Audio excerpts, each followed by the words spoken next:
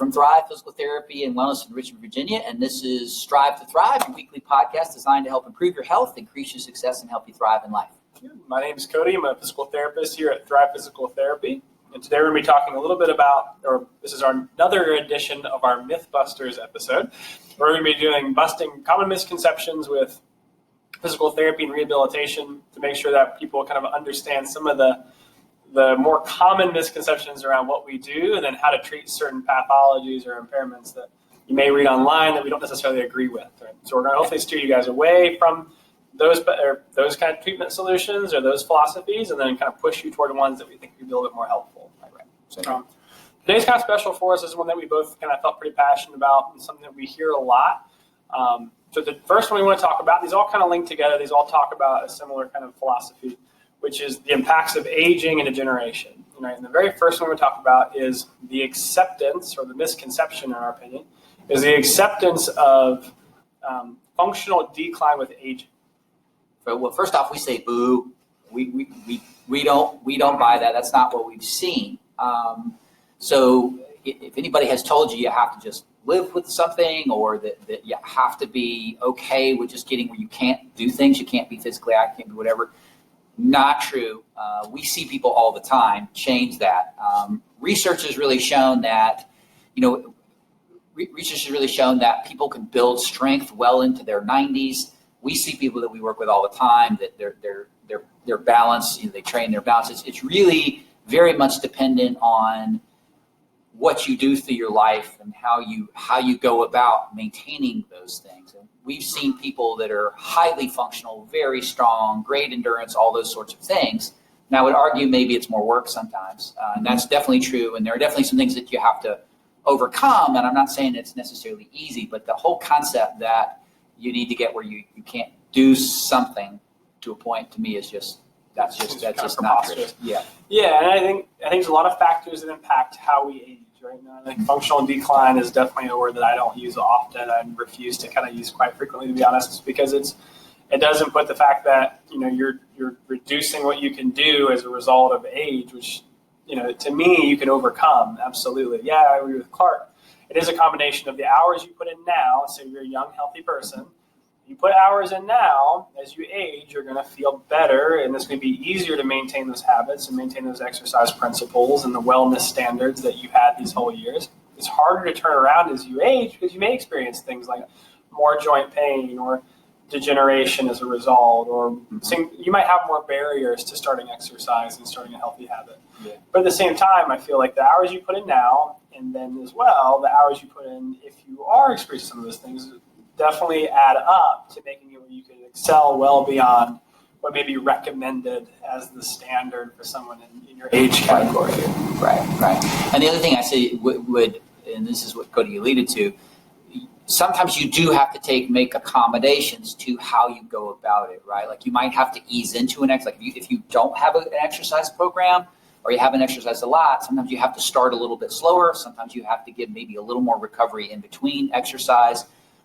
Sometimes you have to give yourself a little better sleep. There's other things that maybe you have to be diligent with, and you do have to be smart and have some expectations that maybe if you're 20 years old, you can get away with doing all of this, and you don't have to sleep, and you don't have to eat well, and you can get away with all these things. As time passes, maybe you become more sensitive, and you have to be cognizant of that, and you have to be smart as to how you go about your training. But the thing we like to say is the more you kind of keep the car out of the garage, the more you drive that car, the more you make it do things, the more you force it to do, the longer you're going to be able to do things. Exactly. I mean, just like, right, to keep on the car analogy for too long, but just like a car, there's required more maintenance. The older the car, the more you got to put into it. You got to start taking it more regularly to shops. You got to start making sure that you're not having any ongoing problems. Yeah. Same thing as we age. It does require more focus. It does require a bit more work to stay healthy and active as you go through life. It's just the natural state of histology, which is the study of tissue. As your tissue ages, it does become a little bit more frail, more fragile. And you do have to consider those things as you exercise. But at the same time, it is more work, but you still get as much benefit if you're willing to put the work in. In fact, we've seen lots and lots of people come in the door, well into their 60s and 70s who are playing tennis, physically active, biking every day, running, jumping, CrossFit, you name it. Like, I've seen it all. Right. So I think the idea behind the fact that it's a standard that age limits you and you will decline as you age is absolutely not true. Yeah, I could not agree more. Yeah. Completely. Good. Yeah. All right, cool. All right, next one's going to be kind of a similar topic, but I think it's important to address the specifics behind this, and that's that there are certain organizations that have put a restriction on exercises that can be done over the age of 50 years old. Right. 50 years old. And basically, a lot of things that I've seen, I would consider to be functional exercises that are necessary for everyone to do well into your years if you can functionally perform it.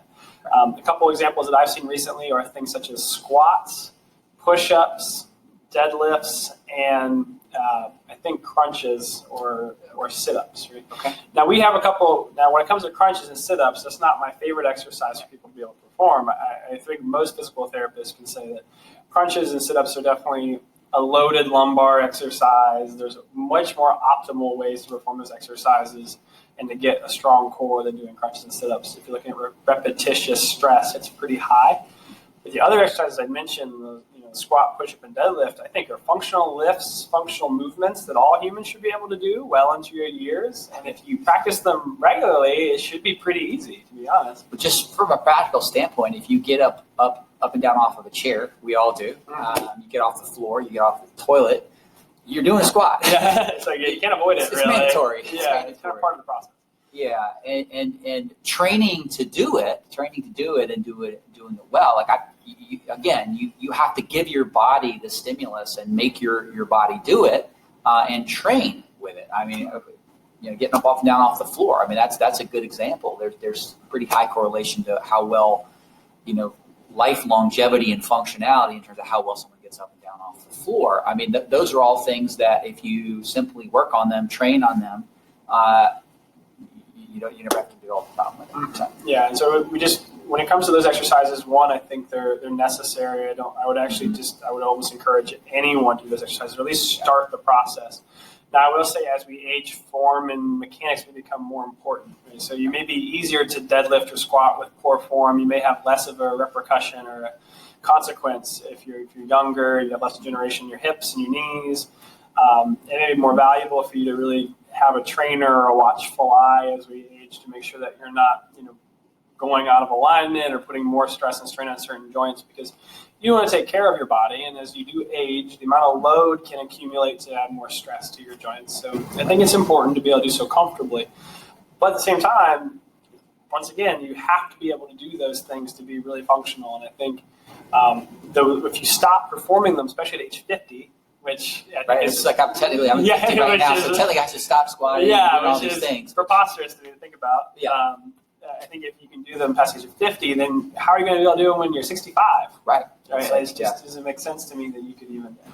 I couldn't get out of a chair if I didn't squat until I was for 15 years. Yeah, and then the other thing is I think that a statement like that is easy to get misinterpreted. And the other part, just from a connective tissue and cartilage health, I mean it's stressing it in healthy ways, like moving through range and challenging your tissues that make your body renew it. That's the very reason and the very method at which the stimulus that makes it continue to grow, continue to develop. And so as soon as you stop moving through motion and stop challenging it, then we start to break down. The arthritic changes happen quicker and all kinds of things. It's just like to go back to the analogy of the car, is a car wears out way faster sitting in the garage than it does doing things. Our bodies need stimulation, need challenge, need, physically and mentally really to be able to continue to grow and adapt and ultimately to feel good. So I would say that counteracts everything that we know about the human body in terms of what's necessary. So I just think it's pretty bad advice. I agree. I'm going to go farther on that, and this is something that I feel passionate about a little bit, is working through what you may call plyometrics. So I've seen this one as well, where people say, over the age of 45, 50 years old, no more jumping, right? Your feet cannot leave the ground simultaneously anymore. It'd be bad. Which I think, once again, is kind of preposterous. I think the fact that yes, as we age, you have to realize that tissues are more frail, and jumping does require a load. It requires force application. It requires power, which can put more stress on tissues. It's got a speed component to it, so it can definitely amplify the amount of force through your skeletal system and then some of your tissue systems. But at the same time, starting small and then preferably with someone kind of initially guiding you and facilitating that can be super beneficial for bone health and bone density. I mean, we show that walking and impact, squatting, muscle pull, and jump training, plyometrics can have a giant, very profound benefit for bone health. I think ignoring that as an exercise principle for anyone over the age of 50 is preposterous. And you can absolutely do it if you do it well, you do it controlled, and you do it with good form. There's no deficit from it. I don't have anything to add to that. Totally true.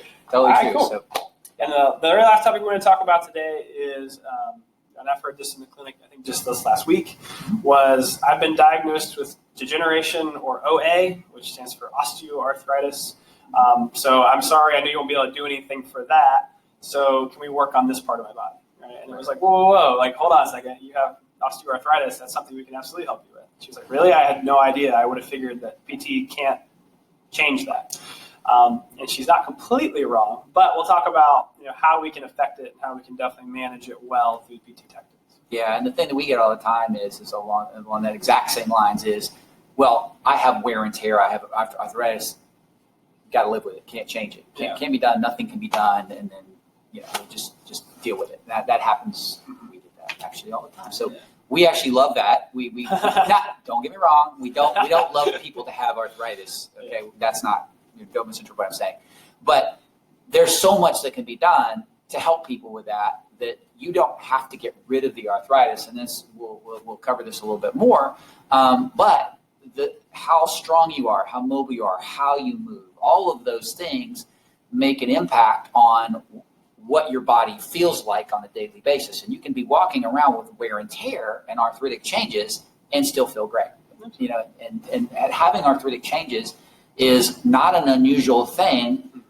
It's part of chronological age. If you look at people's MRIs or x-rays or things like that, it's very normal to have arthritis and degenerative changes that don't hurt, like no symptoms at all, but you'll still find those things. Now, it also doesn't mean it doesn't hurt, okay?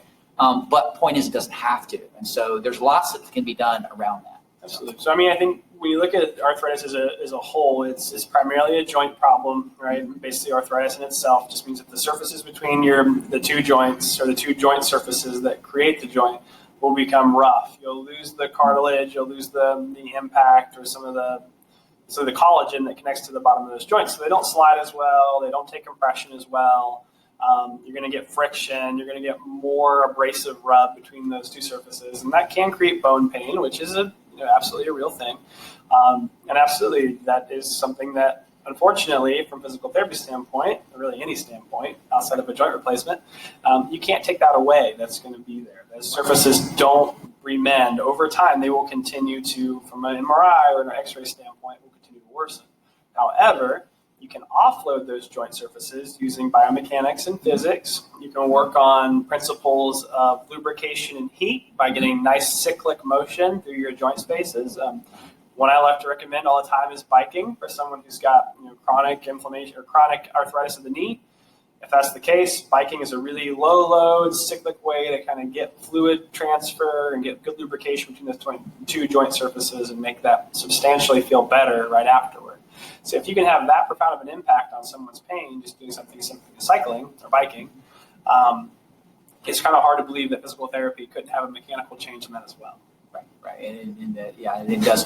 And the other part to that is, there is a genetic component to how quickly things break down in cartilage health over time. There's a genetic thing in families, but the lifestyle choices, like being physically active, is the very thing that stimulates it to continue to be healthy. Mm-hmm. Your nutrition, any injuries that you may have had, the more you take care of yourself and the more you make good choices, the better the better.